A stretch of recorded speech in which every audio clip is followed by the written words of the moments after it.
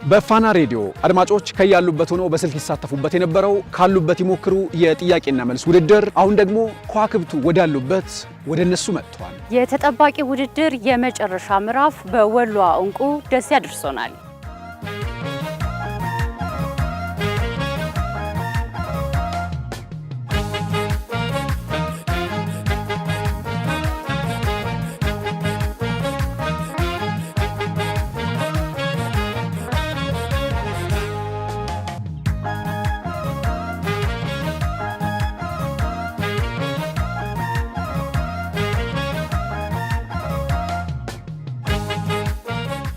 የቀደመ ስሟንና ታሪኳን በአዲስ ገጽታ እያስዋበች የምትገኘው ደሴ ላይ የካሉበት ይሞክሩ የኮከቦች ኮከብ 6 ተወዳዳሪዎች ፊት ለፊት ይገናኛሉ።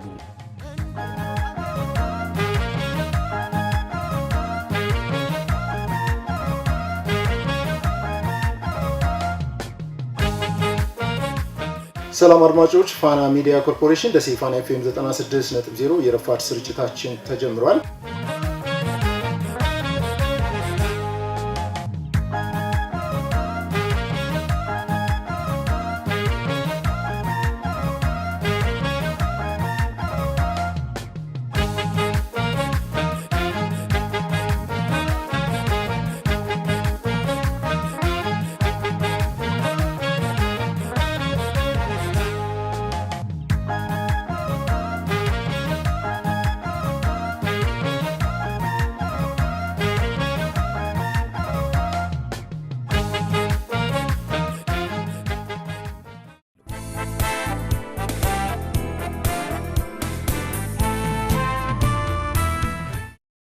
ሰላም ፍቅር ደስታ በያላችሁበት ለእናንተ ይሁን። የተከበራችሁ አድማጮቻችን ተመልካቾቻችን እንዲሁም እዚህ አዳራሽ የምትገኙ ታዳሚዎቻችን ፋና ሚዲያ ኮርፖሬሽን ኤፍኤም 98.1 በየዓመቱ የሚያከናውነው የካሉበት ይሞክሩ የጥያቄና መልስ መርሃ ግብር የሶስተኛው ምዕራፍ የኮከቦች ኮከብ ውድድርን የምናደርግበት ዕለት ላይ እንገኛለን።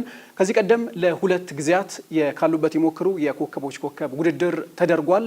ተወዳዳሪዎች ከያሉበት አዲስ አበባ ድረስ እንዲመጡ ተደርጎ የተደረገ ውድድር ነበረ። የዘንድሮ ግን ከሌላ ጊዜ ሁሉ የተለየ ነው። ዛሬ እንግዲህ ያው በዚህ በሶስተኛው የካሉበት ይሞክሩ የጥያቄና መልስ ውድድር ተገናኝተናል። ካሉበት ይሞክሩ እንደምታስታውሱት ከ3 ዓመት በፊት በ2013 ዓመተ ምህረት መጨረሻ ዓመት ላይ ሰኔ ወር ላይ የተጀመረ ፕሮግራም ነው። ከሳምንት እስከ ዓመት ተፎካካሪዎችን እያወዳደረ እዚህ አሸናፊው ወደ አሸናፊነት ምዕራፍ እያሸጋገረ ዛሬ ደግሞ ሶስተኛውን የአሸናፊዎች አሸናፊ ውድድር ሊያካሂድ እንሆ ሰዓቱ ደርሶ እዚህ ተገኝተናል። እንኳን ደህና መጣችሁ ለማለት እንወዳለን። በየሳምንቱ እሁድ ምሽት ከ1 ሰዓት እስከ 3 ሰዓት ቆይታ የሚያደርገው የካሉበት ይሞክሩ የጥያቄና መልስ ውድድር ፋና ሚዲያ ኮርፖሬሽን እንደ አዲስ በ2013 ዓመተ ምህረት ከጀመራቸው ፎርማቶች መካከል አንዱ ነው። ሲጀምርም ደግሞ በአዳዲስ የውድድር ፎርማት ከሳምንት እስከ ወር፣ ከወር እስከ 6 ወር፣ ከ6 ወር ደግሞ እስከ ዓመት በተዘረጋ የውድድር ሰንሰለት ውስጥ የሚጓዙ በርካታ አሸናፊዎች፣ በርካታ ተሸላሚዎች እንዲኖሩ ያደረገም ውድድር ነው።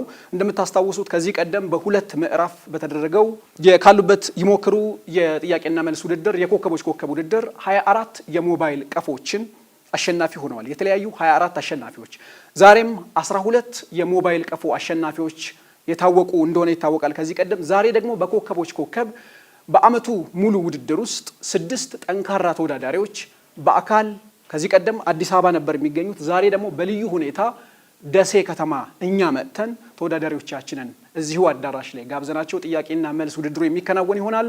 የሶስተኛው ምዕራፍ ካሉበት ይሞክሩ የኮከቦች ኮከብ ውድድር ለምን ደሴ ላይ ማድረግ አስፈለገ የሚለውን ጥያቄ መጠየቅ ወሳኝ ነው። የመጀመሪያው ጉዳይ ከዚህ ቀደም በተደረጉ የሁለቱ ምዕራፍ የኮከቦች ኮከብ ውድድር ላይ በርካታ ስልኮችን ካዘጋጅናቸው በርካታ ስልኮችን ያሸነፉት ተወዳዳሪዎች የዚህ አካባቢ ተወዳዳሪዎች ናቸው። በጣም በሚያስገርም ሁኔታ ደግሞ የመጀመሪያውን የኮከቦች ኮከብ ውድድር አሸናፊ የነበረው አብነው ገበየውም ከዚሁ ከኮምቦልቻ ነበረ። ባሳለፍነው ዓመትም ከዚያ ቀድሞ በነበሩ የኮከቦች ኮከብ ውድድር ላይ አዲስ አበባ ድረስ መጥተው ከተወዳደሩት ውስጥ ትልቁን ድርሻ የሚወስዱት በደሴና በወሎ ዙሪያ ያሉ ተወዳዳሪዎች ስለሆኑ አንድም ለነሱ ዕውቅና ለመስጠት ሁለትም ደግሞ ፋና ሚዲያ ኮርፖሬሽን እንደ አዲስ የብራንድ ለውጥ አድርጎ ኢትዮጵያን እናበስራለን ብሏል። ኢትዮጵያን ሲያበስር ደግሞ በይዘት ብቻ ሳይሆን ወደ ህዝብ መጠጋት የህዝብን የልብ ትርታ ማድመጥም ጭምር ነውና የህዝብን የልብ ትርታ ለማድመጥ ደግሞ ከአድማጮች ከተመልካቾች የሚመጡ አስተያየቶችን፣ ሐሳቦችን፣ ጥቆማዎችን፣ ቅሬታዎችን መቀበል ብቻ ሳይሆን ወደ አድማጮች ወደ ተመልካቾችም ወደ ወዳጆቹም ጭምር ቀለብ ብሎ ስራዎችን እንደሚሰራ አንዱ ማረጋገጫ እንዲሆን ዛሬ በር ለመክፈትም ጭምር ደሴ ድረስ መጥተናል። በዛሬው ዕለት ደሴ ላይ ስድስቱን የኮከቦች ኮከብ ውድድር ተወዳዳሪዎችን ስናወዳደርም ከግማሽ በላይ የሚሆኑት ከዚሁ አካባቢ የወጡ ጠንካራ ተወዳዳሪዎች ናቸውና አንድ ጊዜ ለደሴና በደሴ ዙሪያ ላሉ ተወዳዳሪዎች ሞቅ ያለ ጭብጨባ እንስጣቸው። ወደ ዋናው ውድድራችን ከመግባታችን በፊት የክብር እንግዳ ስላሉን የክብር እንግዳችን የመክፈቻ ንግግር ስለሚያደርጉልን እሳቸውን በጭብጨባ ወደ መድረክ። እሺ፣ የደሴ ከተማ ምክትል ከንቲባ አቶ ሽመልስ ጌታቸው የመክፈቻ ንግግር እንዲሁም እንኳን ደህና መጣችሁ እኛንም ተወዳዳሪዎችንም እንዲሉልን ወደ መድረክ ጋብዙልን እባክዎ።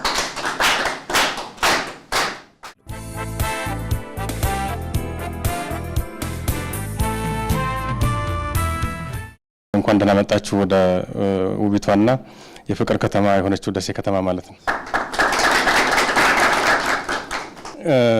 ፕሮግራሙን ከኋላ ያለው መልእክት ይናገራል። ካሉበት ይሞክሩ ይላል። ካሉበት ይሞክሩ ለኔ እንደገባይ ከሆነ በፋና ኤፍኤም 98.1 ካሉበት ሆነው ጥያቄና መልስ ውድድር ሲሳተፉ ቆይተዋል። በዚህም ፕሮግራሙ እውቅና እያገኘ መጥቷል። ብዙ ተሳታፊዎችም ታዳሚዎችም አግኝቷል ማለት ነው። እዚህ ካሉበት ይሞክሩ ሲባል ለማለት ያህል ሳይሆን ፕሮግራሙን ያበስራል ማለት ነው ቃሉ። ይህ እንዳለ ወስደን በዚህ ፕሮግራም ብዙ ተሳታፊ እዚህ አካባቢ እንዳለና ከዚህ ደግሞ ወደፊት እየመጡ እንደሆነ ብዙውን ዊን እያደረጉ እንደሆነ ሰምቻለሁኝ። ይሄ ማለት እንግዲህ ዝም ብሎ አይመጣም እንደዚህ አይነት ነገር።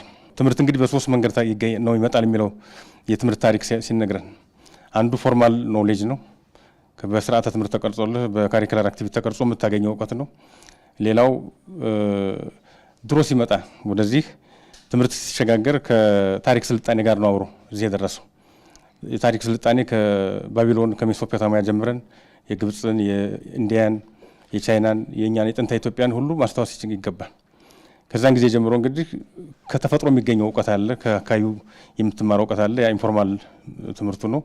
እንደገና ደግሞ እንደዚህ አይነት ፕሮግራሞች፣ ልሳኖች፣ ምኖች በማንበብ የምታገኘው የነን ፎርማል ኤጁኬሽን አለ። ስለዚህ እነዚህ ሁሉ የእውቀት መገበያ መስኮች በመሆኑ አንዱና ያው ነው ማለት ነው። ይሄም የሚጠየቀው ጥያቄ ወይ ከካሪኩላር አክቲቪቲ ተቀርጾ የምታገኘው ፎርማል ትምህርት የምታገኘው እውቀት ነው፣ ወይ ከአካባቢ የምታገኘው ኢንፎርማል ኖሌጅ ነው፣ ወይ ደግሞ የተለያዩ ድርሳናቶችን አንብበህ የተለያዩ ሚዲያዎችን አዳምጠህ የምታገኘው ይሄን በካሪኩለም ያልተቀረጸውን ነን ፎርማል ኤጁኬሽን የሚባለውን ከዚህ የምታገኘው እውቀት ነው። ስለዚህ ይሄ እንዲቀጥል እንፈልጋለን። እኛም በተቻለ መጠን እናግዛለን። በተለይ ለምንሰጠው የትምህርት ጥራት እናመጣለን ብለን ላሰብነው የትምህርት ጥራት ትምህርት አሁን በክልሉ ብዙ ቦታዎች ላይ ትምህርት ተቋርጠው ከርመዋል። ስለዚህ እነዚህ እንትኖች ከዚህ ግራስፕ የሚደረገው እውቀት ሰውን ያነሳስፋል። ሚዲያ ፓወር አለው። ሰው እንዳዘነብል ወደ እውቀት ወደ ትምህርት ዝንባሌውን እንዲያሰፋው የሚያደርግ ስለሆነ ፕሮግራሙን እንደግፋለን። እኛም አካባቢ የፋና እንትን ስላለ ሚዲያው በዚህ መንገድ አንድ እርምጃ ወደፊት ቀድሞ እስከመጣ ድረስ እኛም ደግሞ ቶሎ ፈጥነን ተጠግተን ማገዝ አለብን ማለት ነው። አመሰግናለሁ።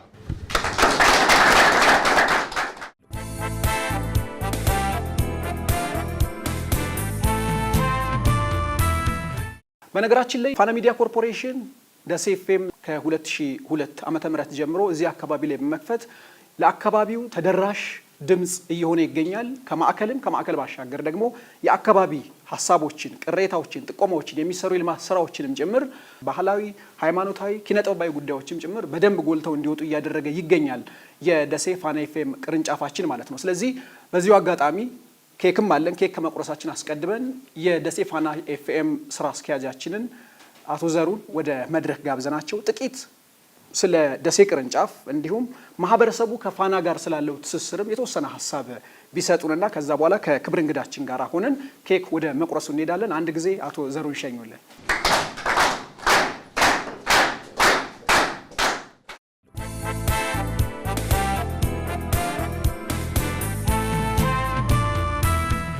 ደሴ ፋና ኤፍኤም 96.0 የዛሬ 15 ዓመት ደሴ ላይ ሲመሰረት በነገራችን ላይ ቀዳሚ ሆነን ነው ለዚህ አካባቢ ሚዲያን በመፈንደቅ ቀዳሚ ሆነን ነው እዚህ የተመሰረት ነው። ከኛ በኋላ ግን ሌሎች የኛን አርአያ አይተው ነው ደሴ ላይ ብራንቻቸውን የከፈቱት ማለት ነው። ስለዚህ ደሴ ከተማ ላይ ህዝቡንና መንግስትን በልማት ስራዎች በመልካም አስተዳደር በርካታ ስራዎችን እየሰራን ግንባር ቀደም ሆነን ህዝብን ከመንግስት ጋር የማገናኘት ድልድይ በመሆን ስንሰራ ቆይተናል። አሁንም እየሰራ እንገኛለን።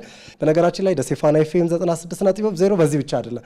ደሴ ላይ ልማት ሲሰራ በፍጥነት እንዴት እንደሚሰራ ማሳይቷል። 2 ዓመት ባልሞላ ጊዜ ውስጥ ነው ባለ 11 ወለል ገንብተን የጨረስነውና ልማትን በፍጥነት እንዴት አድርገን ማካሄድ እንደምንችል ለህዝቡም ደግሞ መረጃ በመስጠት በመዝናኛውም ታሪክን ወሎ አካባቢ ያለ ህዝብ ለህዝብ ያለው ትስስር በሃይማኖት በባህል በወግ ትልቅ ድርሻ አለው። ወሎና አካባቢው ትልቅ እምቅ ሀብት አለና ይህንን ደግሞ ነገ በደንብ ኢትዮጵያን ስናበስር እኛ ከግንባር ቀደም ሆነን አብረን እናበስራለን ብለን ተስፋ እናደርጋለን። እግዚአብሔር ይስጥልኝ።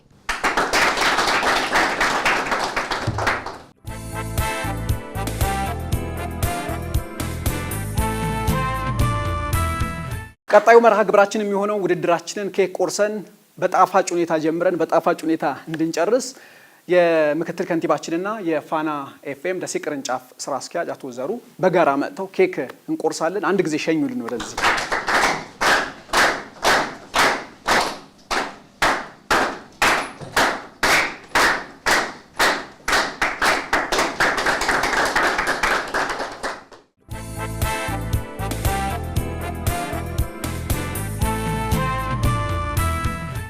የሃይማኖት፣ የታሪክ፣ የባህል፣ የኪነ ጥበብ፣ የመቻቻል፣ የፍቅርና የአብሮነት ከተማ በሆነችው ደሴ ላይ የካሉበት ይሞክሩ ሶስተኛውን ዙር የአሸናፊዎች አሸናፊ ውድድር ፋና ሚዲያ ኮርፖሬሽን ሲያደርግም ትልቅ ደስታ ይሰማዋል። እኛም እንደ አዘጋጅ ደግሞ ደሴ ከተማ ላይ ተገኝተን ይህንን ውድድር ለማድረግ እዚህ መድረክ ላይም ለመቆም ስለታደልን እጅግ በጣም ደስ ብሎናል። ለደሴዎች አንድ ጊዜ ባካችሁ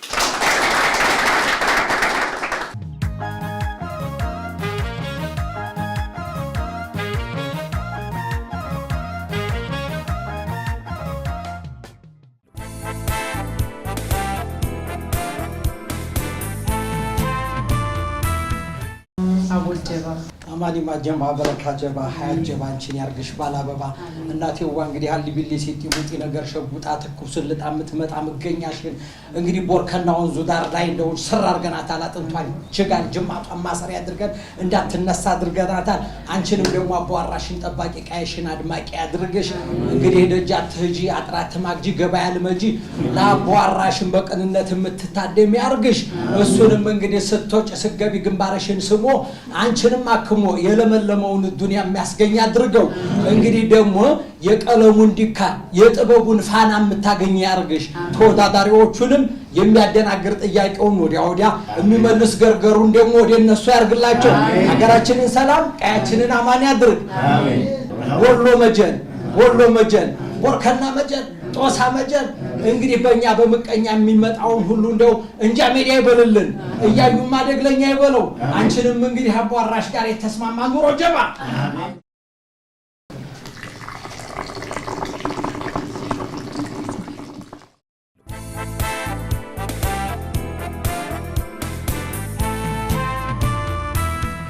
እንግዲህ ወደ ዋና ውድድር ከመግባታችን በፊት ያው የውድድር ህግ አለን እንደምናውቀው። ከዚህ ቀደም የካሉበት ይሞክሩ የጥያቄና መልስ ውድድርን ስናካሂድ በየሳምንቱ እሁድ ከ1 ሰዓት እስከ 3 ሰዓት ባለው ፕሮግራማችንም ተፎካካሪዎች ተወዳዳሪዎች ህጋችንን ታውቁታላችሁ። እንደው ለማስታወስ ያህል የተወሰኑትን እናስታውሳለን ማለት ነው። ያው እንደተለመደው 6 ዘርፎች አሉን። ከ6ቱ ዘርፎች ቀድሞ የሚመርጥ ተፎካካሪ የመረጠውን ዘርፍ ይጠየቃል ማለት ነው። እያንዳንዱ ተፎካካሪ 6 ጥያቄ ይኖረዋል። ከዛ ባለፈ አንድ ጥያቄ ለመመለስ 2 እድል ነው የሚኖረው። እንዲሁ ያን አንድ ጥያቄ ለመመለስ 30 ሰከንድ ነው የሚኖረው። በዛ በ30 ሰከንድ ውስጥ እንዲደገምለት የሚፈልግ ተፎካካሪ ካለ ባለው 30 ሰከንድ ውስጥ ይደገምለታል በራሱ ሰዓት ማለት ነው። ስለዚህ ይሄን ታሳቢ አድርጋችሁ ጥያቄያችሁን ትመልሳላችሁ። ከዛ በተጨማሪ የተሞከረ ጥያቄ መልሳለሁ የሚል ተወዳዳሪ ካለ መመለስ ይችላል። ነገር ግን ሲመልስ ከተሳሳተ ካለው ነጥብ ላይ ግማሽ ይቀንሳል። ከመለሰ ደግሞ በነበረው ነጥብ ላይ ግማሽ ነጥብ ይጨምራል። ከዛ ባለፈ እንግዲህ እነዚህንና ሌሎች ህጎችን አክብረን ውድድራችንን በጥሩ መልኩ እናካሂዳለን ብለን እናስባለን። አሁን ወደ ውድድሩ ዋነኛው ምዕራፍ የምንሸጋገርበት ሰዓት ላይ ነው የምንገኘው። የዕለቱ የኮከቦች ኮከብ ውድድር ተሳታፊዎች ወደ ቦታቸው መጥተው ጥያቄና መልስ ውድድራችንን ለመጀመር የእጣ ማንሳት ስነ ስርዓት ነው የምናከናውነው። ስለዚህ ከዚህ በታች የምንጠራችሁ የዕለቱ ሙሽሮች እየመጣችሁ እጣ የምታነሱ ይሆናል። ጥላሁን ጎሊ ከመካነ ሰላም፣ ፈጠነ አበበ ከደሴ፣ ዱባለ አባተ ከደሴ፣ ኒቆዲሞስ ታደሰ ከጎንደር፣ ሀብቴ አባተ ከደሴና አየሩ ተመስገን ከመካነ ሰላም። ስድስታችሁ መጥታችሁ እዚህ ጋር እጣ ታነሳላችሁ።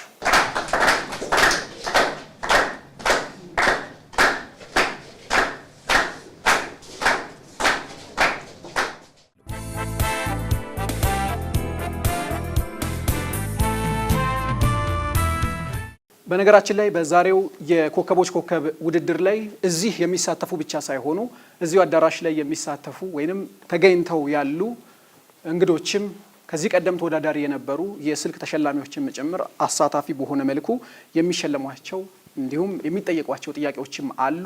የሻሞ ጥያቄ ብለን በኤፍኤም 98.1 በካሉበት ይሞክሩ ሰዓት ላይ እንጠይቃለን። ልክ እንደዛ ጥቂት ማስታወሻ ነገር አዘጋጅተናል። የሻሞ ጥያቄ እንወረውርና እሱን ጥያቄ ለሚመልስ ሰው ጥቂት ስጦታ አለች። እሱን እየሰጠን ደግሞ ወደ መደበኛው ጥያቄ እናልፋለን። እሺ፣ የመጀመሪያውን የሻሙ ጥያቄ ልንጠይቃችሁ ነው። ተዘጋጁ። ቀድሞ የመለሰ ሞሊቶ እንዳለው ሽልማቱን ይወስዳል። በኢትዮጵያ ታሪክ የመጀመሪያዋ ነርስ እንደሆኑ የሚነገርላቸው ሴት ማን ናቸው ወይም ማን ይባላሉ ይላል ጥያቄው። እሺ ጌታቸው። እሺ፣ በኢትዮጵያ የመጀመሪያዋ ነርስ ውዳድ ኪዳነ ማርያም አይደሉም። እሺ፣ መመለስ የሚፈልገው ማንኛውም ነው እዚህ ውስጥ ያለ። እሺ፣ ገለታ። ስንዱ ገብሩ። እሺ፣ አይደሉም። እሺ፣ ሞክሪ።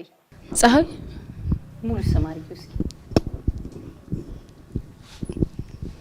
እሺ፣ እናግዛት። ፀሐይ እናግዛት። እየፈራሽ ነው። ፀሐይ ኃይሌ ወይ የአባቷን ስም ግድ የለሽም አናስጨንቃትም። እሺ፣ ልዕልት ፀሐይ ተፈሪ ይባላሉ። የቀዳማዊ ኃይለሥላሴ ሴት ልጅ ናቸው። ስጦታ እንስጣት። ይሄ የፋና ሚዲያ ኮርፖሬሽን ማስታወሻ ነው። በውስጡ ላይ የተለያዩ ፓኬጆች አሉ። ከዚያም ባሻገር ውድድሩ የጠቅላላ እውቀት እንደመሆኑ በውድድሩ አዘጋጅ በሞሊቱ ኤልያስ የተጻፈው ልዱንዳ የተሰኘው የጠቅላላ እውቀት መጽሐፍም ጭምራለሁ። ስለዚህ አንድ ጊዜ በጭብጨባ ለሱ።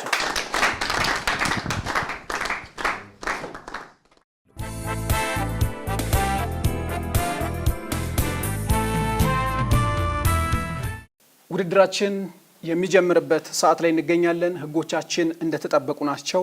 ጎን ለጎን ወሬ አይቻልም። ከዚያም ባሻገር ራስን ችሎ ነው መመለስ የሚቻለው። ከተሳታፊዎች መካከልም መልሱን ብታውቁትና ሊያስቆጫችሁ የሚችል ቢሆን እንኳን ውድድር ነውና ምንም አይነት ድምጽ ማሰማት አይቻልም። እዚህ ጋር ያላችሁ ሁላችሁም አሸናፊዎች ናችሁ። ከፊት ለፊት ከምትመለከቷቸው የሞባይል ቀፎዎች ውስጥ ግማሹ የናንተ ናቸውና ሌላ ስጋት ሊገባቸው አይገባም። ለቦታው የተቀመጠውን ሽልማት መውሰድና አለመውሰድ ነው እንጂ ሌላ ምንም የአሸናፊነት ልዩነት የለም። ሁላችሁም ኮከቦቻችን ናችሁ። በጥያቄያችን ባነሳችሁት እጣ መሰረት አንድ ቁጥርን ያነሳው ዱባለ አባተ ከደሴ ነው። አንድ ቁጥር ላይ ያለው ዘርፍ ደግሞ የጠቅላላ እውቀት ዘርፍ ነው። ስለዚህ የጠቅላላ እውቀት ዘርፍን መርጦ የሚጀምረው ዱባለ አባተ ከደሴ ነው። ዱባለ አንድ ቁጥር ጥያቄ ቁጥር 1 በደንብ ስማኝ። እሺ 30 ሰከንድ ነው የሚኖር። መርሃባ። የዓለም ጤና ድርጅት እንደሚለው ኢትዮጵያን ጨምሮ በዓለም ላይ የሚገኙ 151 ሀገራት ህዝብ በተሰበሰበበት ቦታና በቤት ውስጥ ማጨስን የሚከለክል ህግ አውጥተዋል። ይህቺ አሁን የምናነሳት ሀገር ግን ለዚህ ህግ መውጣት መነሻ የነበረች ሀገር ናት። ለመሆኑ ህዝብ በተሰበሰበበት ስፍራ ማጨስን የሚከለክል ህግ ለመጀመሪያ ጊዜ ያወጣችው ሀገር ማን ናት? ስዊድን። ስዊድን አይደለች። ፈረንሳይ። በቃ ሁለት እድል ነው ያለ። ዱባለ አልተመለሰም። ይህን ጥያቄ መመለስ ትፈልጋለህ? ሀብቴ መመለስ ትፈልጋለህ? ፈጠነ፣ አየሩ፣ ኒቆዲሞስ አልፈዋል። አየርላንድ ናት። እሺ፣ አጠቃላይ እውቀት ጥያቄ ሁለተኛው ተጠያቂ ጥላሁን ጎሊ ነው። ጥላሁን 4 ጥያቄ ቁጥር 4 አንተም በደንብ ስማኝ። ኢትዮጵያ የዓለም የንግድ ድርጅት አባል ለመሆን ለ5 ዙሮች ያክል ድርድር ስታደርግ ቆይታለች። ድርድሮቹ አሁንም ቀጥለዋል። የዓለምን ኢኮኖሚ 98 በመቶ የሚያንቀሳቀሱት ሀገራት የሚገኙበት ስብስብ ውስጥ ለመካተት ደግሞ እንደ አውሮፓውያን አቆጣጠር መጋቢት 2026 የሚደረገውን የዓለም ንግድ ድርጅት 14ኛውን የሚኒስትሮች ምክር ቤት ጉባኤ መጠበቅ የግድ ይላታል። ለመሆኑ ይህንን ኢትዮጵያ በጉጉት የምትጠብቀውን ጉባኤ የምታስተናግደው የትኛዋ የአህጉራችን ከተማ ናት? የሞሮኮ ራባት? የሞሮኮ ራባት አይደለችም። የናይጄሪያ ሌጎስ? የናይጄሪያ ሌጎስ አይደለችም። እሺ ይህን ጥያቄ ሀብቴ መመለስ ትፈልጋለህ? ፈጠነ፣ አየሩ፣ ኒቆዲሞስ፣ ዱባለ ይቅርብህ። እሺ ያውንዴ ካሜሩን ናት። ሀብቴ አንተ ጋር ደርሰናል። አጠቃላይ እውቀት ጥያቄ ቁጥር ስንት? ጥያቄ ቁጥር 6 ቻድ፣ ቶጎ እንዲሁም ማሊ በአፍሪካ ኦፊሻላዊ ወይንም ኦፊሻላዊ መጠሪያ ስማቸው አጭር ከሆኑ ሀገራት ውስጥ ቀዳሚዎቹ ናቸው። ኦፊሻላዊ መጠሪያ ማለት የኢትዮጵያን ስናነሳ ፌዴራል ዲሞክራቲክ ሪፐብሊክ ኦፍ ኢትዮጵያ እንደሚባለው ማለት ነው። ይቺ ሀገር ግን ከነዚህ ካነሳናቸው ሀገራት ከቻድ ከቶጎ እና ከማሊ ተቃራኒ በሆነ መልኩ ኦፊሳላዊ መጠሪያ ስሟ እጅግ በጣም ረጅም የሆነች አፍሪካዊት ሀገር ናት። ማናት ይቺ ሀገር? ሴንትራል አፍሪካ? ሴንትራል አፍሪካ አይደለችም። አንድ ድል። ዲሞክራቲክ ሪፐብሊክ ኦፍ ኮንጎ? ዲሞክራቲክ ሪፐብሊክ ኦፍ ኮንጎ አይደለችም። በነገራችን ላይ ሁለተኛ ረጅም መጠሪያ ያላት ስም ናት። ነገር ግን መልሱን አላገኘሁም። ፈጠነ ይህን ጥያቄ መመለስ ትፈልጋለህ? ዲሞክራቲክ ሪፐብሊክ ኦፍ ፕሪንሲፔ ሳኦ ቶሜ ኤንድ ፕሪንሲፔ በትክክል ተመልሷል። ዘ ዴሞክራቲክ ሪፐብሊክ ኦፍ ሳኦ ቶሜ ኤንድ ፕሪንሲፔ ነው። ስለዚህ ፈጠነ ግማሽ ነጥብ አግኝቷል ማለት ነው። አራተኛው ተጠያቂያችን የሚሆነው ራሱ ፈጠነ ነው። ፈጠነ ጥያቄ ቁጥር 3 ጥያቄ ቁጥር 3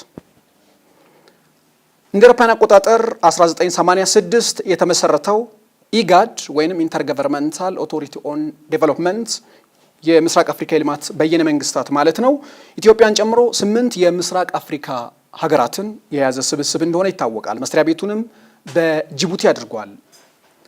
ልክ እንደ ኢጋድ ሁሉ በምዕራብ አፍሪካም 15 ሀገራትን ያቀፈ የምዕራብ አፍሪካ ሀገራት የኢኮኖሚ ማህበረሰብ ኢኮዋስ ደግሞ እንደ አውሮፓውያን አቆጣጠር 1975 ጀምሮ በቀጠናው ተጽዕኖ እየፈጠረ የሚገኝ ስብስብ ነው። ለመሆኑ የኢኮዋስ ዋና መስሪያ ቤት የሚገኘው የት ነው? በየትኛው ሀገር ነው? ጋና አክራ? ጋና አክራ አይደለም።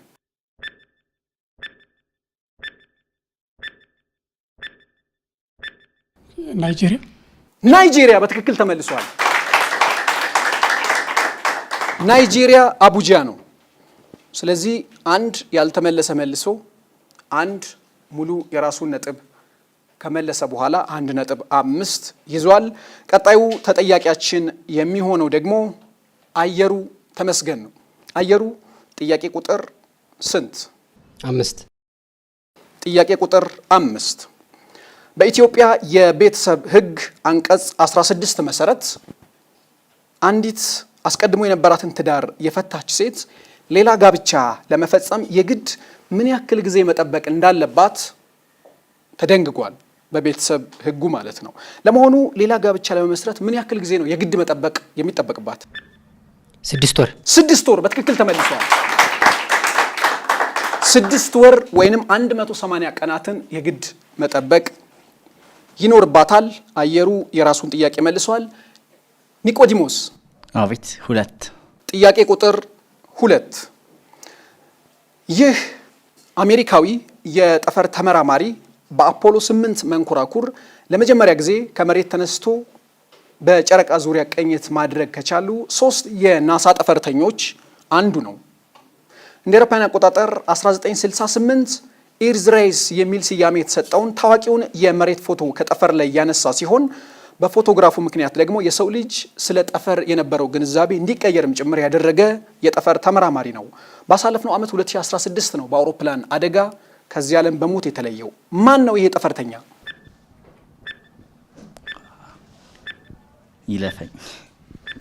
ይለፍ። እሺ አቶ ዱባለ ኢርዝ ሬይስን ፎቶግራፉን ከጠፈር ላይ ወደ መሬት ያለ ጄምስ ዌብ አይደለም። ስለዚህ ጥላሁን ግማሽ ነጥብ ይቀነስበታል ማለት ነው። ሀብቴ መመለስ የምትፈልገዋለህ? ይህን ጥያቄ ትመልሰዋለህ? ፈጠነ አየሩ ይለፍ። እሺ ይህን ጥያቄ ከታዳሚዎች መመለስ የሚፈልጋለ? እሺ ጌታቸው። እሺ ዊሊያም አንደርስ። ዊሊያም አንደርስ ነው። አጨብጭቡለት። በነገራችን ላይ ዊሊያም አንደርስ 1968 ላይ ይሄንን ፎቶ ከማንሳቱ በፊትም ለመጀመሪያ ጊዜ በአፖሎ 11ም ከነ ኒል አርምስትሮንግ ጋራ ምክትል ጠፈርተኛ ወይንም ምክትል አብራሪ ሆኖ ነው በአፖሎ 11 ሄዶ የነበረው። ስለዚህ በትክክል ስለመለስክ ለምስጋና እና ለውቅና እንዲሆን ይሄንን ስጦታ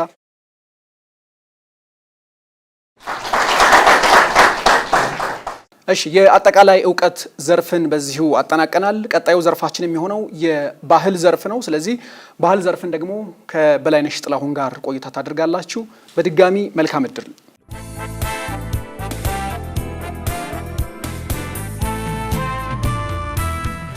የባህል ዘርፍ ነው አሁን የምንጀምረው። የባህል ዘርፍ ተጠያቂው የመጀመሪያው ጥላሁን ጎሊ ነው። ጥያቄ ቁጥር ስንት? ጥያቄ ቁጥር 2። ጥያቄ ቁጥር 2 እሺ ይህ ባህላዊ ስነ ስርዓት በዳውሮ ማህበረሰብ ዘንድ ሙሽሮች የጫጉላ ጊዜያቸውን ጨርሰው ከመነሳታቸው በፊት የሚከበር ነው። በአብዛኛው ሙሽሪት የጫጉላ ጊዜዋን ጨርሳ በተነሳች በማንኛውም ጊዜ የሚደረግ ቢሆንም ዋናው ግን በመስቀል በዓል መግቢያ አካባቢ የሚደረግና በሴቶች ብቻ የሚከበር ነው። ለመሆኑ ይሄ ስነ ስርዓት ምን ይባላል? ድንጌሳ አይደለም።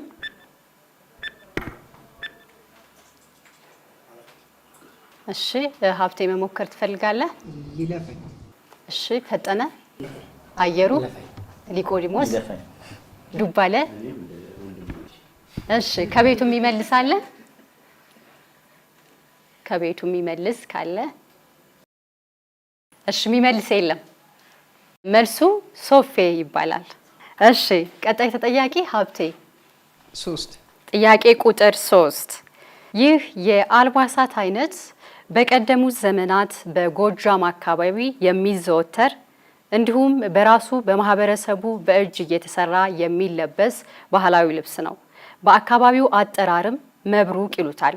ትርጉሙም በደስታ ጊዜ የሚለበስ የደስታ መግለጫ የሆነ ነጭ ልብስ ማለት ነው። ለመሆኑ የዚህ ባህላዊ ልብስ መጠሪያ ስሙ ምን ይባላል? ፎጣ? ፎጣ አይደለም። አይ በቃ አላውቀውም። እሺ ፈጠነ አየሩ ይለፈኝ። ኒቆዲሞስ ይለፈኝ። ዱባለ ይለፈኝ። እሺ ጥላሁን ወንጨሬ ወይም ቀጭን ሱሪ ተብሎ ይጠራል። እሺ ቀጣይ ተጠያቂ ፈጠነ 5 ቁጥር።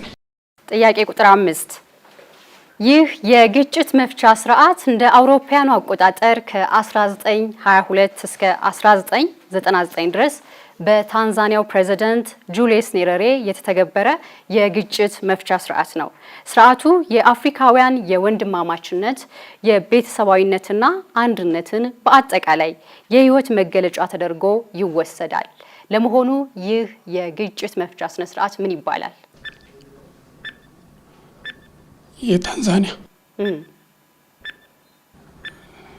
በታንዛኒያው ፕሬዝዳንት ጁሊየስ ኔሬሬ የተተገበረ የግጭት መፍቻ ስነ ስርዓት ነው። ዙሉ? ዙሉ አይደለም። እሺ አየሩ መሞከር ትፈልጋለህ? እሺ ኒቆዲሞስ ይለፈኝ። ዱባለ ልሞክርና ከተሳካ ኡቡንቱ? ኡቡንቱ አይደለም። እሺ ጥላሁን? እሺ ሀብቴ? እሺ ይለፍህ ኡጁማ ይባላል። ሶሃሊኛ ነው ቃሉ። እሺ ቀጣይ ተጠያቂ አየሩ 6 ጥያቄ ቁጥር 6 እሺ ጥያቄ ቁጥር 6 ይህ ባህላዊ የጋብቻ ስርዓት በኦሮሞ ማህበረሰብ ዘንድ ከሚታወቁት ባህላዊ የጋብቻ ስርዓቶች አንዱ ነው። በተለይ እድሜዋ ለጋብቻ የደረሰች ልጃገረድ ሳታገባ ብትቀር የህይወት አጋሯን ራሷ መርጣ እንድታገባ የሚደረግበት ስርዓት ነው። ለመሆኑ ይህ ባህላዊ የጋብቻ ስርዓት ምን ይባላል? አሰኔ አሴና። እሺ ቀጣይ ተጠያቂ ኒቆዲሞስ 1 እሺ ጥያቄ ቁጥር 1 የአፋር ህዝብ በአፋር ሱልጣኔ ስር ለዘመናት እየተዳደረ ቆይቷል። ከአባት ወደ ልጅ በሚሻገር ባህላዊ የአስተዳደር የስልጣን ቅብብሎሽ ራሱን በራሱ እያስተዳደረ ዛሬም ድረስ ዘልቋል። በዚህ የስልጣን ቅብብሎሽ መሰረት የመላው አፋር ህዝብ ሱልጣን የሆነው መጋቢት 4 ቀን 2015 የተሾሙት 15ኛው የአፋር ህዝብ ሱልጣን ማን ናቸው?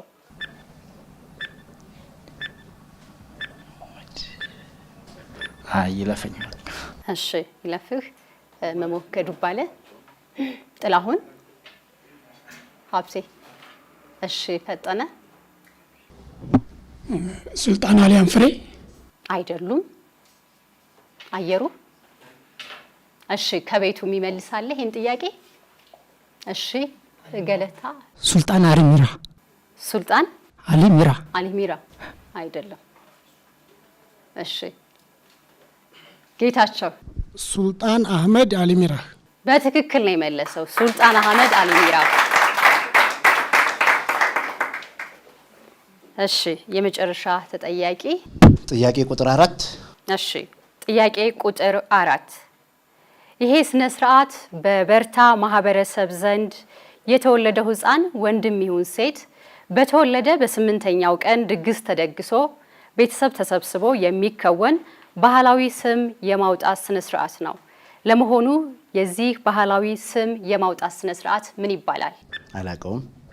አታቀውም? እሺ መሞከር የሚፈልግ እሺ ሀብቴ ፈጠነ አየሩ ስምያ በትክክል ነው የመለሰው። እሺ የባህል ዘርፍ ጥያቄያችንን በዚሁ አጠናቀናል። ቀጣው ዘርፋችን የታሪክ ዘርፍ ነው። ወደ ሞሊቶ ኤልያስ እናልፋለን።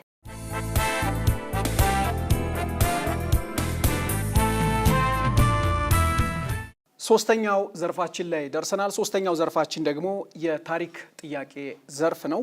የታሪክ ጥያቄን ደግሞ መርጦ የሚጀምረው ሀብቴ ነው። ሀብቴ የታሪክ ጥያቄ ቁጥር 4 ጥያቄ ቁጥር 4 በኢትዮጵያ ታሪክ የመጀመሪያው መንግስታዊ ያልሆነ የበጎ አድራጎት ድርጅት የተመሰረተው 1918 ዓመተ ምህረት ነበር። ድርጅቱ በድህነት የሚቸገሩ ልጆችንና ከአስከፊ የባሪያ ፍንገላ ነጻ የወጡ ዜጎችን በአዳሪነት እየተቀበለ የሚያስተምር ሲሆን የተቋቋመው ደግሞ በኢትዮጵያ የመጀመሪያው ሐኪም በሆኑት በሐኪም ወርቅነህ ነው። ማን ይባላል ይህ ድርጅት?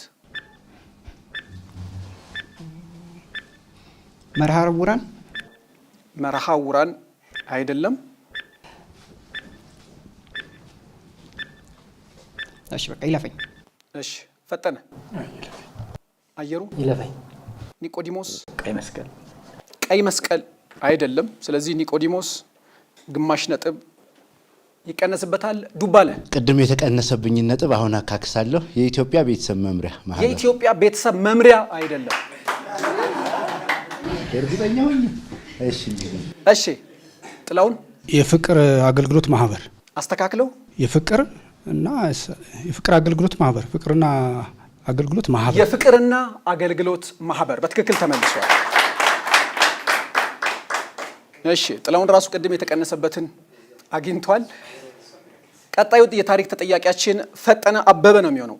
ጥያቄ ቁጥር 5 ቁጥር ያኔ አብዛኛዎቹ የአፍሪካ ሀገራት በቅኝ ግዛት ስር በሚማቅቁበት ጊዜ የኢትዮጵያ አየር መንገድ አውሮፕላኖች የነፃዋን ሀገር ሰንደቅ ዓላማ ተሸክመው ሰማዩን እየሰነጠቁ ይጓዙ ነበር። ይህ ሰው በዚያ ወቅት አየር መንገዱ አለኝ ከሚላቸውና ከኢትዮጵያ አየር ኃይል ወደ አየር መንገድ ከተዛወሩ አብራሪዎች አንዱ ነበር። 1950 ዓ.ም ላይ ገና በ34 ዓመቱ የአፍሪካ የመጀመሪያው የንግድ አውሮፕላን አብራሪ ሆኖ ለታሪካዊው ተቋም ሌላ አዲስ ታሪክ ጨምሮለታል። ማን ነው ይህ የመጀመሪያው የአፍሪካ የንግድ አውሮፕላን አብራሪ? አበበ ማን ነው?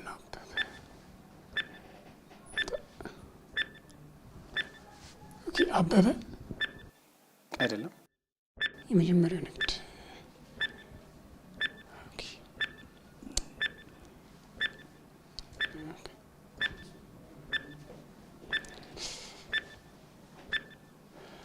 አሰፋ አበበ። አሰፋ አበበ አይደለም። እሺ አየሩ፣ ኒቆዲሞስ፣ ዱባለ፣ ይቅርብኝ። አለማየሁ አበበ። ካፒቴን አለማየሁ አበበ በትክክል ተመልሷል። ጥላሁን አሁንም ግማሽ ነጥብ አግኝቷል። ቀጣዩ ተጠያቂያችን የሚሆነው አየሩ 6 ጥያቄ ቁጥር 6 1987 ዓ.ም የወጣው የኢፌድሪ ህገ መንግስት 11 ምዕራፍና 106 አንቀጾች እንዳሉት ይታወቃል። በኢትዮጵያ ታሪክ የመጀመሪያው የተጻፈ ህገ መንግስት የወጣው ደግሞ 1923 ዓመተ ምህረት እንደሆነ ይታወቃልና ለመሆኑ ይህ ህገ መንግስት በስንት አንቀጾች የተዋቀረ ነው?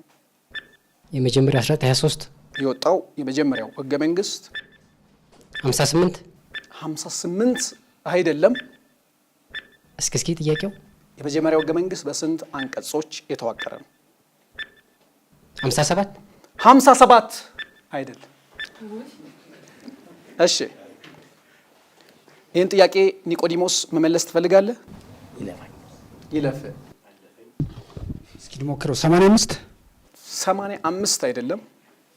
ስለዚህ ቅድም ያገኘውን ነጥብ እዚህ ጋር መልሶ አጥቶታል። ሀብቴ ፈጠነ አትመልሰው። እሺ መመለስ የሚፈልጋለ? 55 አንቀጾች አሉት። ወደ ቀጣዩ ነው የምንሄደው። ቀጣዩ ተጠያቂያችን ኒቆዲሞስ 3 ጥያቄ ቁጥር 3 በደንብ ስማኝ ኒቆዲሞስ። ነሐሴ 14 ምሽት 1947 እንደ አውሮፓውያን አቆጣጠር ህንድና ፓኪስታን ከብሪታንያ ቅኝ ግዛት አስተዳደር ነፃ የወጡበት ጊዜ ነበር። ከዚያ ጊዜ ጀምሮ ህንድ እስካሁኑ ናሬንድራ ሞዲ ድረስ 15 ጠቅላይ ሚኒስትሮችን አስተናግዳለች። ለመሆኑ ከነፃነት ማግስት ከነሐሴ 15 1947 እስከ 1950 ድረስ የመጀመሪያው ጠቅላይ ሚኒስትር ሆነው የመሩት ሰው ማን ናቸው? ይለፍ። ዱባለ። ማህተመ ጋንዲ አይደሉም። ማህተመ ጋንዲ አይደሉም። ጀዋህርላ ኑሁሩ ናቸው። በትክክል ተመልሷል። ጥላሁን መልሶ አግኝቶታል ያጣውን ነጥብ። እሺ ዱባለ 1 ጥያቄ ቁጥር 1 በ18ኛው መቶ ክፍለ ዘመን የኢትዮጵያ ታሪክ ላይ አሻራቸው ጎልቶ ይታያል። በባለቤታቸውና በልጃቸው የንግስና ዘመን ለ40 ዓመታት የመንግስቱ እኩል ተጋሪ ሆነው ቆይተዋል። በዙፋን ስማቸው ብርሃን ሞገስ የሚባሉ ሲሆን የፋሲል ግንብ የመጨረሻውን ግንብ ያስገነቡትም እኚሁ ሴት ናቸው። ማን ናቸው? እስኪ ጥያቄውን አንዴ። የፋሲል ግንብን የመጨረሻ ግንብ ያስገነቡ በልጃቸውና በባለቤታቸው የንግስና ዘመን የዙፋኑ እኩል ተጋሪ የነበሩ በዙፋን ስማቸው ደግሞ ብርሃን ሞገስ ይባሉ የነበሩት ሴት እቴጌ ጣይቱ ብጡል አይደሉም። ሁለተኛ ሙከራ ንግስት ዘውዲቱም አይደሉም።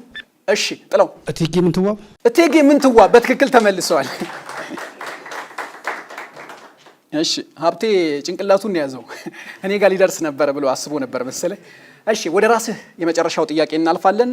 የቀረው ጥያቄ ቁጥር 2 ነው። በደንብ ስማኝ። ይህ ታሪካዊ ክስተት መላው ዓለምን ያስደነገጠ ከማስደንገጥ አልፎም ዛሬም ድረስ ክስተቱ እንዲታወስ ያደረገውን የታይታኒክ ፊልም መሰራት መሰረት የሆነ አደጋ ነው። በሰሜናዊ አትላንቲክ ውቅያኖስ ከብሪታንያ ሳውዛምፕተን ወደ ኒውዮርክ ሲቲ የተጓዘች የነበረች መርከብ ከበረዶ ግግር ጋር ተጋጭታ 1500 ያክል ሰዎች ህይወታቸው እንዳለፈ ይታወቃል። ለመሆኑ ይህ የታይታኒክ ፊልም መሰራት መነሻ የሆነው የታይታኒክ መርከብ አደጋ የተከሰተው መቼ ነው? 18 12 አይደለም።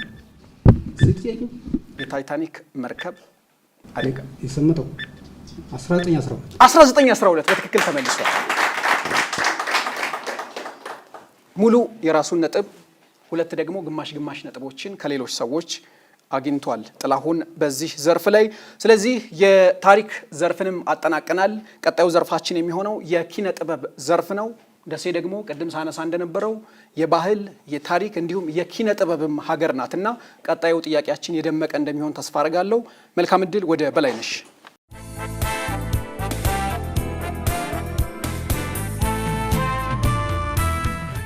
እሺ፣ ወደ ኪነ ጥበብ ጥያቄ እናልፋለን።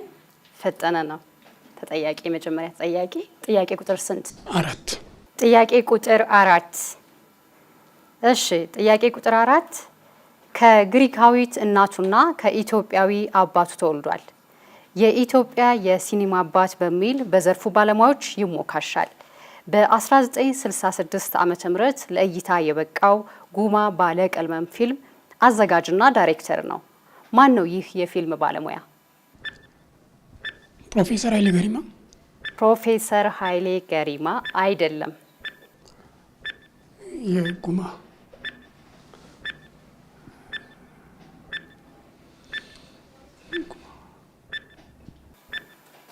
እሺ፣ አየሩ መመለስ ትፈልጋለህ? እሺ፣ ኒቆዲሞስ ዱባለ።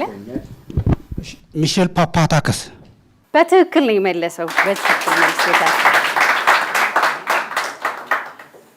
እሺ፣ ወደ አየሩ እናልፋለን። አየሩ ጥያቄ ቁጥር ስንት? 3 ጥያቄ ቁጥር 3።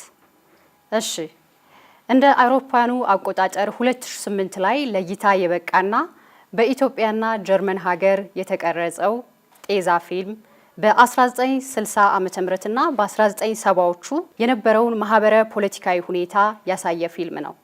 የፊልሙ አዘጋጅ ከ15 በላይ ዓለም አቀፍ ሽልማቶችን አግኝቶበታል። ለመሆኑ የጤዛ ፊልም ደራሲና አዘጋጅ ማን ነው? ሲሳይ ንጉሴ አይደለም። ጤዛ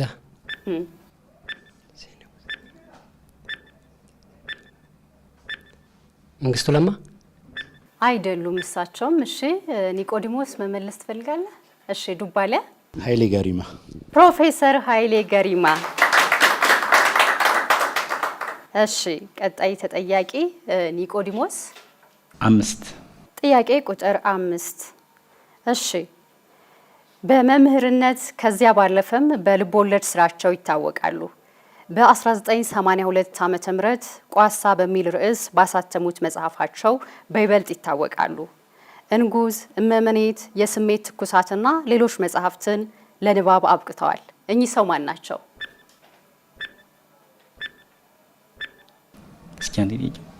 እሺ፣ በመምህርነት ከዚያ ባለፈም በልቦለድ ስራቸው ይታወቃሉ። በ1982 ዓመተ ምህረት ቋሳ በሚል ርዕስ ባሳተሙት መጽሐፋቸው በይበልጥ ይታወቃሉ። እንጉዝ፣ እመመኔት፣ የስሜት ትኩሳትና ሌሎች መጽሐፍትን ለንባብ አብቅተዋል። ማናቸው እኒህ ጸሐፊ? ፕሮፌሰር አስራት። እሳቸው አይደሉም። እሺ፣ ዱባለ። ደራሲት ፀሐይ መላኩ። በትክክል ነው የተመለሰው። እሺ፣ የራስ ጥያቄ ላይ እንሄዳለን። ጥያቄ ቁጥር ስንት? 1 ጥያቄ ቁጥር 1 በኖቤል የሽልማት ታሪክ አፍሪካ በ3 ዘርፎች ማለትም በሰላም፣ በፊዚዮሎጂና በስነ ጽሁፍ 25 የሚሆኑ ተሸላሚዎችን አግኝታለች። በስነ ጽሁፍ ዘርፍ 6 አሸናፊዎችን ከአፍሪካ ማህፀን ወጥተዋል። የመጀመሪያው የኖቤል የስነ ጽሁፍ ዘርፍ አሸናፊ ናይጄሪያዊ ሾይንካ መሆኑ ይታወቃል። ለመጨረሻ ጊዜ በስነ ጽሁፍ ዘርፍ ያሸነፈው አፍሪካዊ ማን ነው? አላወቅኩትም። እሺ፣ ጥላሁን መሞከር ትፈልጋለህ? ሀብቴ ፈጠነ። እሺ አየሩስ? ይለፈኝ። ኒቆዲሞስ? እሺ አብዱራዛቅ ጉርናህ ናቸው። እሺ ቀጣይ ተጠያቂ ጥላሁን። ሁለቱን አድርጊ። እሺ በስነ ጽሁፍ ታሪክ ደራሲያን በብዕር ስማቸው ሲጠሩ መስማት የተለመደ ነው። በሀገራችንም በተመሳሳይ መንግስቱ ለማ፣ ኢትዮጲስ፣ ነጋሽ ገብረ ማርያም፣ እናኑ አጎናፍር፣ አውግቸው ተረፈ፣ ሂሩይ ሚናስ እየተባሉ ይጠራሉ። ገሞራው በሚለው የብዕር ስሙ በመጻፍ የሚታወቀው ማን ነው? ኃይሉ ገብረ ዮሐንስ። ኃይሉ ገብረ ዮሐንስ አይደለም። ገሞራው አስተካክል። ገብረ ስላልሆነ ነው። በትክክል ኃይሌ ገብረ የአባቱን ስም አስተካክል። ገብረ ዮሐንስ ወይም ገብረ ኢየሱስ አይደለም። የአባቱ ልክ አይደለም። ኃይሉ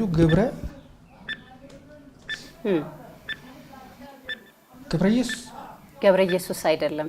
ስለዚህ በግማሽ መልሱ ኃይሉ ገብረ እግዚአብሔር ነው። ስለዚህ ግማሽ ነጥብ አለ። እሺ ቀጣይ የመጨረሻ ሀብቴ ጥያቄ ቁጥር 6 ነው።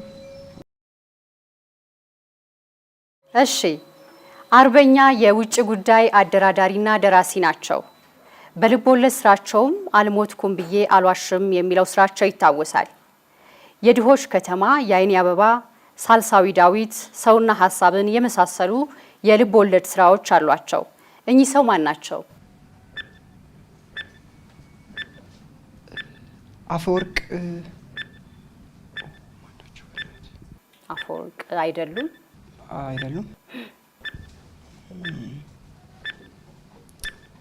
የውጭ ጉዳይ ተደራዳሪ ነው። አደራዳሪ ነው ያልሽኝ? አደራዳሪ።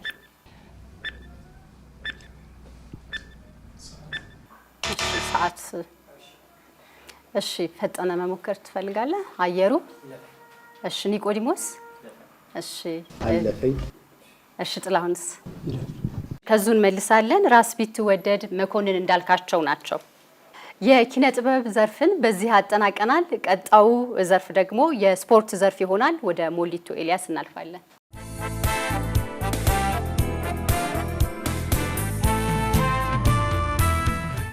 አሁን አምስተኛው ዘርፋችን ላይ ደርሰናል። አምስተኛው ዘርፋችን ደግሞ የስፖርት ጥያቄ ነው። ስፖርትን ደግሞ መርጦ የሚጀምረው አየሩ ተመስገን ነው። አየሩ ስፖርት ጥያቄ ቁጥር 4 ጥያቄ ቁጥር 4 ስፖርት የውጭ ነው። ይህ እንግሊዛዊ ተጫዋች በ3 ክለቦች በሌስተር ሲቲ፣ ኤቨርተን እና ቶትናም ሆትስፐርስ ኮከብ ጎል አስቆጣሪ ሆኖ ማጠናቀቅ የቻለ ብቸኛው ተጫዋች ነው። በ1990 የፊፋ የዓመቱ ስፖርታዊ ጨዋነት ሽልማትም አሸናፊ ነበር። በ16 ዓመት የተጫዋችነት ዘመኑና በ654 ጨዋታዎች ላይ ተሰልፎ አንድም ቢጫም ሆነ ቀይ ካርድ ያልተመለከተ ታሪካዊ ተጫዋች ነው። ማን ነው የተጫዋች? ጋሪ ሊንከን ነው። በትክክል ተመልሷል። ቀጣዩ ተጠያቂያችን ኒቆዲሞስ ነው። ኒቆዲሞስ ጥያቄ ቁጥር 2 ጥያቄ ቁጥር 2 በእግር ኳስ የማትዘነጋው አጋጣሚ በሆነችው በ1986 የሜክሲኮ ዓለም ዋንጫ ማራዶና በእንግሊዝ ብሔራዊ ቡድን መረብ ላይ በእጁ ያስቆጠራት ጎል ዛሬም ድረስ ለእንግሊዛውያን ቁጭት፣ ለአርጀንቲና ደጋፊዎች ደግሞ የእግዜር እጅ እየተባለች ትጠራለች። ለመሆኑ ይህንን ጨዋታ በመሃል ዳኝነት የመሩትና በእጅ የተቆጠረችውን ግብ ያጸደቁት ቱኒዚያዊው ዳኛ ማን ይባላሉ? ይለፈኝ። ዱባለ እኔንማ ዝም ብለህ ማለት ነው። ጥላው ኦኬ። አሊ ቤልናስር ናቸው። በትክክል ነው የተመለሰው። እሺ ቀጣዩ ተጠያቂያችን ዱባለ ነው። ዱባለ ጥያቄ ቁጥር 5 ጥያቄ ቁጥር 5 ይህ እግር ኳስ ተጫዋች በኢትዮጵያ ፕሪሚየር ሊግ 1993 ላይ በተደረጉ 26 የሊጉ መርሃ ግብሮች ላይ 24 ጎሎችን አስቆጥሮ የውድድር ዓመቱ ኮከብ ጎል አስቆጣሪ ሆኖ አጠናቋል። ከዚህም በላይ በፕሪሚየር ሊጉ በታሪክ በአንድ የውድድር ዓመት ከሊጉ ጨዋታዎች ብዛት አንጻር በርካታ ጎሎችን ከመረብ በማገናኘትም ባለ ክብረ ወሰን ነው። ማን ነው የተጫዋች? ዮርዳኖስ አባይ። ዮርዳኖስ አባይ። ጥላሁን ጥያቄ ቁጥር 3 ካለ ጥያቄ ቁጥር 3 በጣም ጥሩ። የኢትዮጵያ ብሔራዊ ቡድን የመጀመሪያ ዓለም አቀፍ ጨዋታውን ያደረገው ታህሳስ 22 1940 ዓመተ ምህረት ነው። ብሔራዊ ቡድኑ በታሪኩ ሰፊ የጎል ልዩነት አግብቶ ማለትም 10-2 ያሸነፈው ደግሞ ግንቦት 1946 ዓመተ ምህረት ነበር። ይህም ለ70 ዓመት ያክል እስከ ዛሬም ድረስ የተሻገረ ያልተደገመ ታሪክ ሆኖም ቀጥሏል። ለመሆኑ የኢትዮጵያ ብሔራዊ ቡድን 10-2 ያሸነፈው የትኛውን ብሔራዊ ቡድን ነው? የጅቡቲ ብሔራዊ ቡድን ነው። የጅቡቲ ብሔራዊ ቡድን። ሀብቴ ስፖርት ጥያቄ ቁጥር 6 ጥያቄ ቁጥር 6 የቀድሞው የላይቤሪያ ፕሬዝዳንት ጆርጅ ዊሃ ባሎንዶር ያሸነፈ በታሪክ ብቸኛው አፍሪካዊ ተጫዋች እንደሆነ ይታወቃል። በተለይም ደግሞ 1990ዎቹ ላይ በአውሮፓ ሻምፒዮንስ ሊግ ኮከብ ጎል አስቆጣሪነቱን አጠናክሮ መድመቅ የቻለበት ጊዜ ነበር። ታዲያ ጆርጅ ዊሃ 1995 እንደ አውሮፓውያን አቆጣጠር የባሎንዶር ክብርን ሲቀዳጅ በየትኛው ክለብ ነበር የሚጫወተው? በፓሪስ ጀርመን? በፓሪስ ሴን ጀርመን አይደለም። በማርሴይ? በማርሴይ አይደለም። እሺ ፈጠነ። አርሰናል? አርሰናል አይደለም። ፈጠነ ግማሽ ነጥብ ተቀንሶበታል። አየሩ? ኒቆዲሞስ? ዱባለ? እሺ ከዚህ ውስጥ ኤሲ ሚላን በትክክል ነው የተመለሰው። የመጨረሻው የስፖርት ዘርፍ ተጠያቂያችን የሚሆነው ፈጠነ ነው። ፈጠነ ያለችው ጥያቄ ቁጥር 1 ናት። በደንብ ስማኝ። አሜሪካዊው ዋናተኛ ማይክል ፊሊፕስ በኦሎምፒክ ታሪክ 28 ሜዳሊያዎችን በማግኘት ቀዳሚ እንደሆነ ይታወቃል። ከ28 ውስጥ ደግሞ 23ቱ የወርቅ ሜዳሊያዎች መሆናቸው አስገራሚው ነው። ከወዲህ በኩል ደግሞ ሌላኛዋን ፊሊፕስ እናገኛታለን። ይህቺ አትሌት ለቀድሞ ሶቪየት ህብረት የምትወዳደር የጂምናስቲክ ስፖርተኛ ነበረች። በኦሎምፒክ ተሳትፏ 18 ሜዳሊያዎችን አሳክታለች። 9ኙ ደግሞ የወርቅ ሜዳሊያዎች ናቸው። በሴቶች የኦሎምፒክ ተሳትፎ ታሪክ ብዙ ሜዳሊያ ያሸነፈችው ይቺ አትሌት ማን ናት? ሲሞን ፊሊፕስ? ሲሞን ፊሊፕስ አይደለች። አንድ ድል። ኦኬ ሲሞን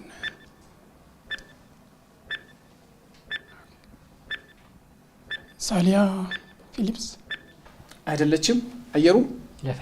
ኒቆዲሞስ? ዱባለ? እኔን ዝም ብለህ ለፈኝ ነው ብለኸኛል። እሺ ላሪሳ ላቲኒና? ላሪሳ ላቲኒና ናት። በትክክል ተመልሷል። በጣም ጥሩ። የስፖርት ጥያቄያችንን ጨርሰናል። ቀጣዩ እና የመጨረሻው ዘርፋችን ወደ ሆነው ወደ ድምፅ ጥያቄ እንሄዳለን። አብራችሁን ቆዩ።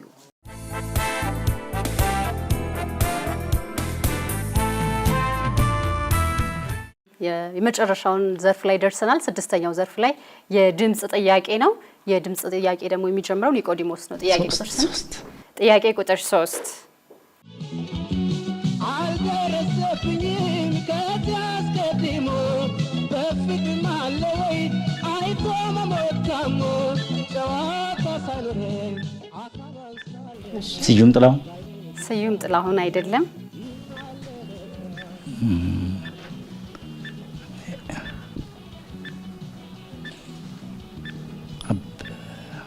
እሺ ሰዓት ግን እየተጠቀምክ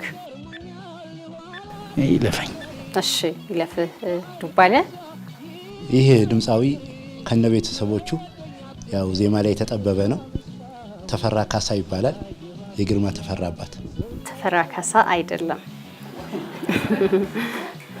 እሺ እንግዲህ ላስቀንሰው። ተዘራ ኃይለሚካኤል? ተዘራ ኃይለሚካኤል በትክክል ነው።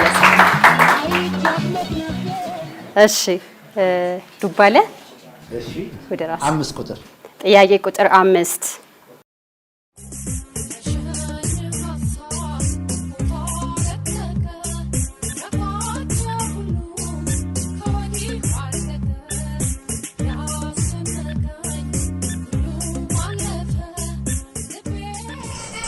ትዕግስት መኮንን ወይም በቅጽል ስሟ ኒኒ። በትክክል የተመለሰ። እሺ ጥላሁን ጥያቄ ቁጥር ስንት? 4 አለ። ጥያቄ ቁጥር 4 አለ።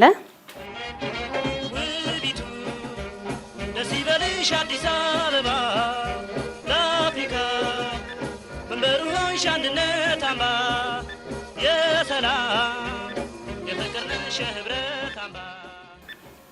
እሺ ወጋየሁ ደግነቱ ወጋየሁ ደግነቱ አይደለም።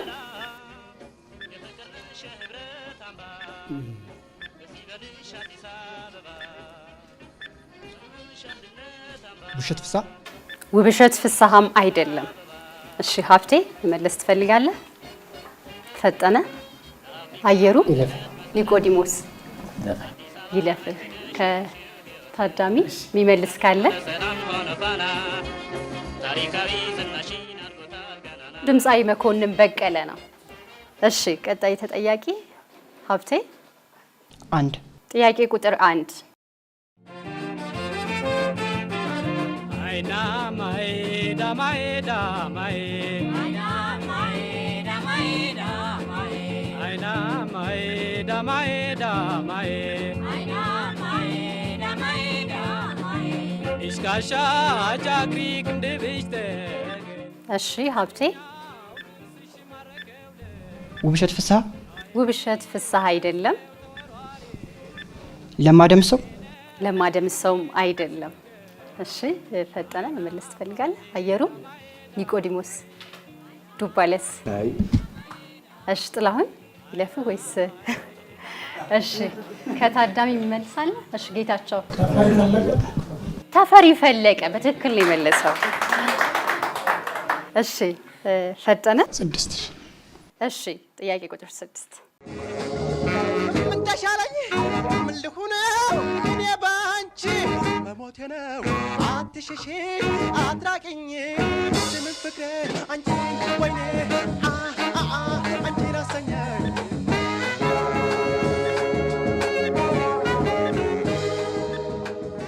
እሺ ፈጠነ ወጋየሁ ደግነቱ ወጋየሁ ደግነቱ አይደለም። አባይ በለጠ አይደለም። እሺ አየሩ ይለፍህ እሺ ለማደምሰው አይደለም። ተቀንሶብሃል። እሺ ዱባለ እሺ አየሩ እንግዲህ ከሆነ መራዊ ዮሐንስ በትክክል ነው የመለሰው። እሺ የመጨረሻው ጥያቄ ቁጥር 2 ነው የቀረው አየሩ። እሺ እሺ ጥያቄ ቁጥር 2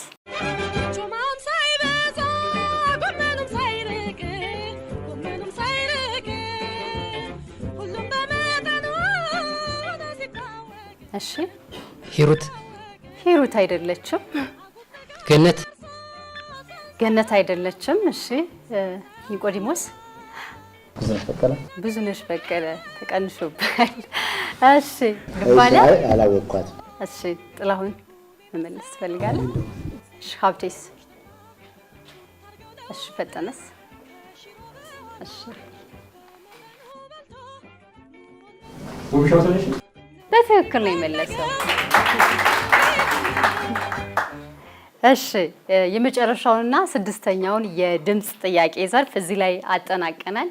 ውጤት ከቆይታ በኋላ ይዘን እንመለሳለን። ለሁላችሁም መልካም እድል እንመኛለን።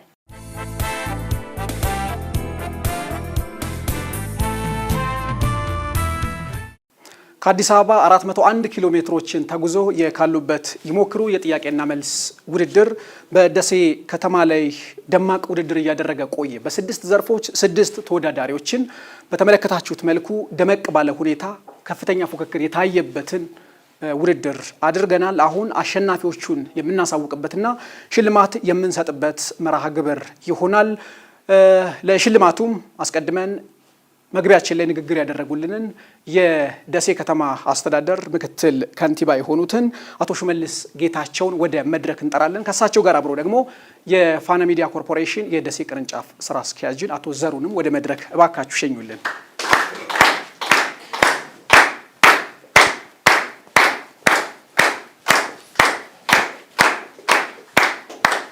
አሁን በቀጥታ የምናደርገው ከስልክ ተሸላሚዎች ውስጥ እየጠራን ሰርተፍኬታቸውንና ሽልማታቸውን የምንሰጥ ነው የሚሆነው። ቀዳሚው ሰው ኡስማን ሰይድ ከወረባቦ እያጨበጨባችሁ ሸኙልን።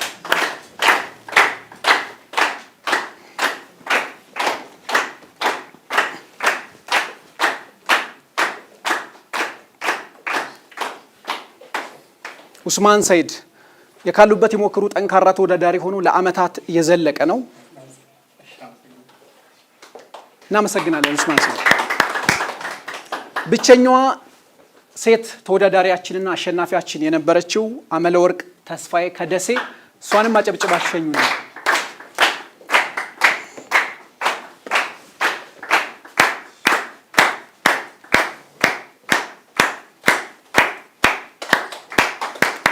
አመለወርቅ በቀጣይ የኮከቦች ኮከብ ውድድር ተሳታፊ እንድትሆን እንመኛለን። ገለታ ተመስገን ከጃማ ደጎሉ አጨብጭባችሁ ሸኙልን። እሱ ነው።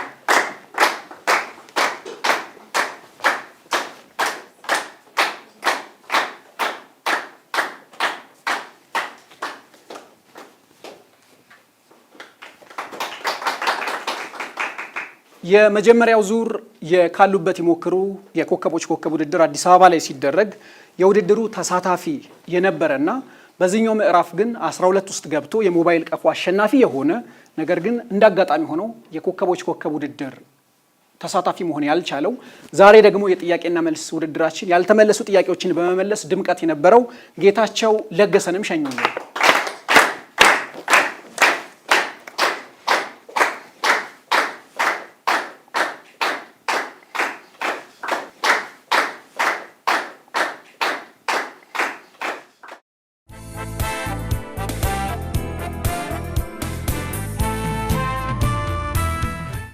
ዋናው ሰዓት ላይ ደርሰናል። የዛሬዎቹ 6ቱ የኮከቦች ኮከብ ውድድር ተወዳዳሪዎች ውጤታቸውን የሚያውቁበት ሰዓት ላይ ደርሰናል። ማን ያሸንፍ ይሆን? የዓመቱ የኮከቦች ኮከብ ውድድር ባለድል ማን ይሆናል? ለስፍራው የተቀመጠውን ሽልማትስ ማን ይወስዳል የሚለው የሚታወቅበት የመጨረሻው ሰዓት ላይ ነው የምንገኘው። ዝግጁ ናችሁ? በጣም ጥሩ። ከ6ኛ ወደ 1ኛ ነው የምንመጣው ማለት ነው። ስለዚህ እውቅና የምንሰጠው 1ኛ ደረጃ ላይ ላለው ነው። ሌሎቹ የስልክ ተሸላሚ እንዲሁም ሰርተፍኬት ፋና ሁሌም አብሯቸው እንደሚቆይ ለዚህ የእድሜ ዘመን የእውቅናና የምስጋና ሰርተፍኬት ነው የሚያበረክትላቸው። ተዘጋጅታችኋል? በጣም ጥሩ። ሀብቴ አባተ፣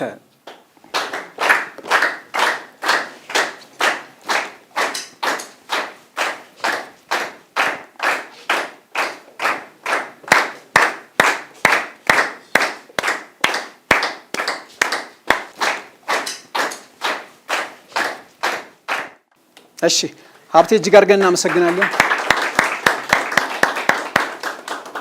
ኒቆዲሞስ ታደሰ፣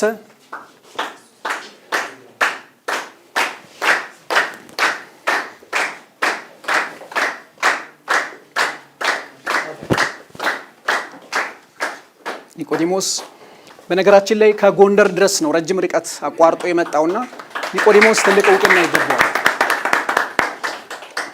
ብቸኛው የጎንደር ተወዳዳሪያችንም ነው። ሌላኛው የካሉበት ይሞክሩ የኮከቦች ኮከብ ውድድር ድምቀት ሆኖ የነበረው ፈጠነ አበበ፣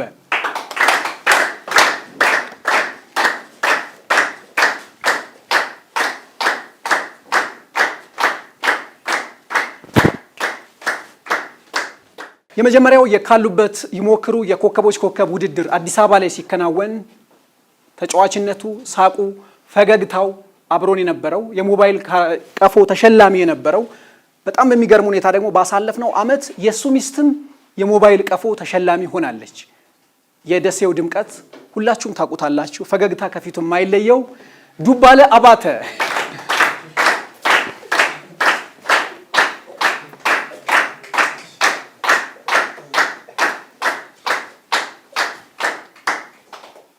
ዱባለ አንተ ከመሄድ በፊት የሆነ ነገር በለን። በእውነት ፋና ወደ ህዝቡ የመቅረብ አንድምታ ያለው ጣቢያ መሆኑን ያረጋገጠ በመሆኑ ደስ ብሎኛል።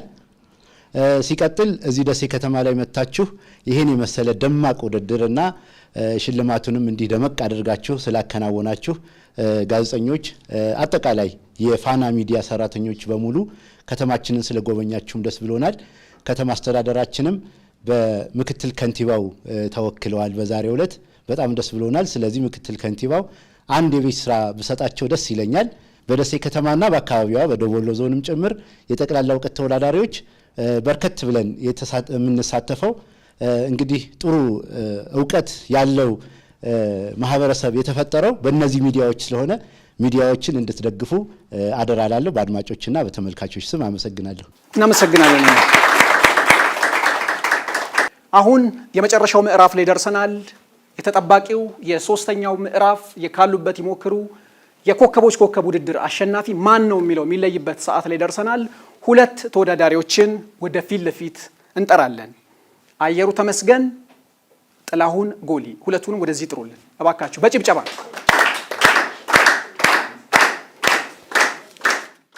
ተመልካቾች፣ አድማጮች እንዲሁም እዚሁ አዳራሽ ላይ የምትገኙ ታዳሚዎቻችን ሁለቱ የመጨረሻው ምዕራፍ ላይ የደረሱና በእለቱም ስትመለከቱት እንደነበረው ድምቀት የነበሩት ተወዳዳሪዎቻችን እዚህ ተገኝተዋል። ከዚህ ቀደም በሚገርመው ሁኔታ ሁለቱም ከፋና ሚዲያ ኮርፖሬሽን ካሉበት ይሞክሩ የሞባይል ቀፎ ተሸላሚ መሆን የቻሉ ናቸው።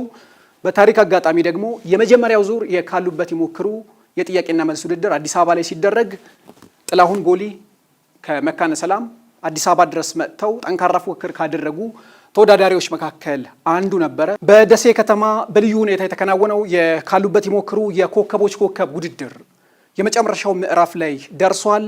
አሸናፊው ሊገለጽ ነው። ሁለቱ ከፍተኛ ውጤት ያመጡት ተወዳዳሪዎች ፊት ለፊታችን ቆመዋል። ታዳሚውም በጉጉት እየጠበቀ ነው። አድማጭ ተመልካቾችን በዚያ ልክ ይሆናሉ ብዬ አስባለሁ። ውጤት እገልጻለሁ።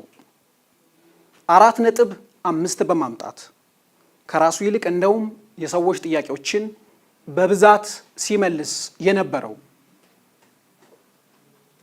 የዛሬው የካሉበት ይሞክሩ የኮከቦች ኮከብ ውድድር አሸናፊው ጥላሁን ጎሊ ከተማ ነው። ጥላሁን ጎሊ ከተማ የዋንጫ ሽልማቱን ከክብር ምክትል ከንቲባው እጅ ይቀበላል።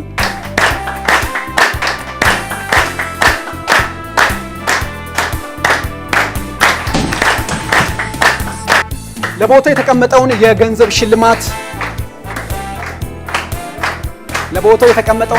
ሽልማት ከከንቲባው እጅ እየተቀበለ ይገኛል።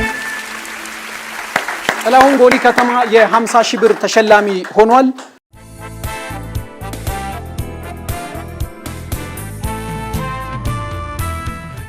ይሄ ካሉበት ይሞክሩ እንግዲህ በኢትዮጵያ በቃ የህዝብ ትምህርት ቤት ነው ማለት ይቻላል።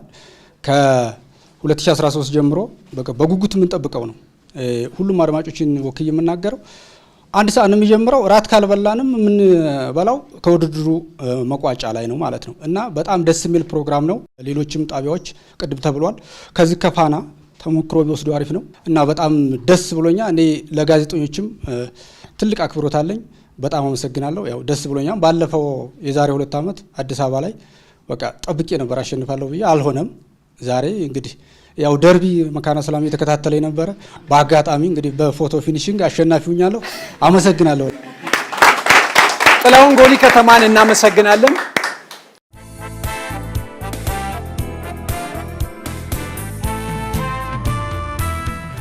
በእለቱ ውድድር ላይ ለአሸናፊነት ሲጠበቁ ከነበሩት ውስጥ አንዱ የነበረውና ከዚህ ቀደምም የካሉበት ይሞክሩ ጠንካራ ተሳታፊም አስተያየት ሰጪም ተወዳዳሪም እንዲሁም ተሸላሚ ከነበሩት ውስጥ አንዱ አየሩ ተመስገን ከመካነ ሰላም ነው። የመካነ ሰላም ሰዎች ፉክክር በጥላሁን ጎሊ አሸናፊነት ቢቋጭም እሱም አሸናፊ ነውና ልክ እንደሱ አመት ጠብቆ ደግሞ መጥቶ ሌላኛውን ክብረ ወሰን እንደሚሰብር ተስፋ እናደርጋለን። አንድ ጊዜ በጭብጨባ ለሱ ሽልማቱን እሱም ከከንቲባው እጅ ይቀበላል።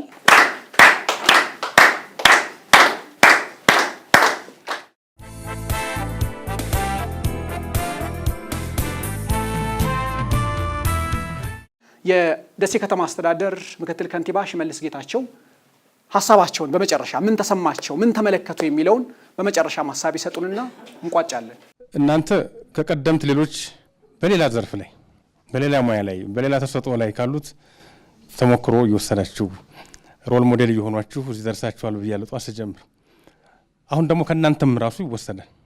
ከእናንተ ከራሳችሁ ይወሰዳል። ምክንያቱም ቅርብ ካለው ነው ሁልጊዜ እንትን የምትወስደው። ስለዚህ አሁን ቀደም ብለው የሆነ ዓመት ላይ ሞከሩት፣ ተስፋ አልቆረጡም፣ ተወዳደሩ፣ ተመልሰው ዛሬ ደግሞ ባለድል ሆኑ። ስለዚህ ነገም ከነገ ወዲያም እናንተም ዛሬ እዚህ የመጣችሁት ከዚህም ፕሮግራም ውጭ ያሉትም አካባቢያችን ነዋሪዎች ሌላው በሀገሪቱም ያሉ ማለት ነው እንደዚሁ ይህን ልምድ እየተቀሰመ ብዙ የእውቀት ማማ ላይ መድረስ የግድልናል። ዘመኑ የሚጠይቀውም ይሄን ነው።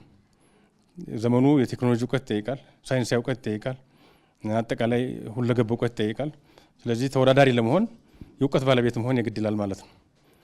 ስለዚህ በዚህ ብቻ ሳይወሰን ብዙ መጽሐፍት ብዙ የምናነባቸውን የተለያዩ ሰነዶችን የተለያዩ ድርሳኖችን ማንበብ ይጠይቀናል። ዝም ብለን ሰው እውቀት ሳይኖረው ወይ ደግሞ የሆነ እንትን ሳይኖረው አይመልሰውም። ይህን ጥያቄ ሰማለሁ እኮ ጥያቄዎች እኔም ሰማለሁ እንደ ማንኛውም ተሳታፊ። ሲመለስ ግን እውቀት ነው የጠቅላላ እውቀት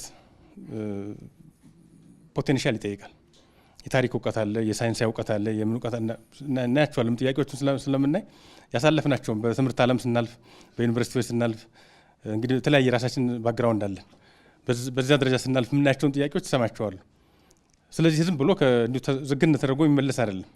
ስለሚነበብ ስለሚደመጥ በትምህርት ዓለም የምታገኙት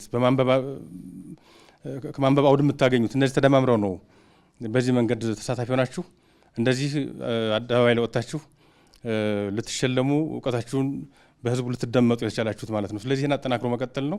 ነገ እናንተን መሰል ይመጣሉ። ዛሬ ደግሞ በደረጃ የተሸለማችሁ ደግሞ በየደረጃ ያላችሁ ደግሞ ነገ ወደፊት ትመጣላችሁ። ይህን አጠናክራችሁ ቀጥሉ። እኔ የፋና እንግዲህ ከተመሰረተበት ጊዜ ጀምሮ በቅርብ ማውቆት ሚዲያ ነው።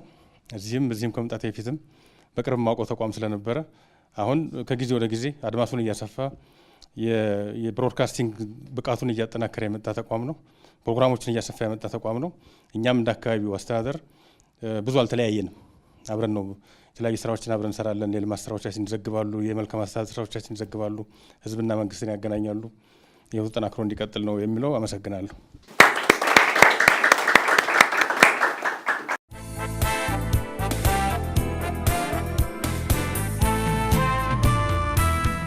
መልካም እንግዲህ ዛሬ የሶስተኛው ዙር የካሉበት ይሞክሩ የጥያቄና መልስ ውድድር እንዲህ ሞቅ ደመቅ ባለመልኩ ተጠናቋል።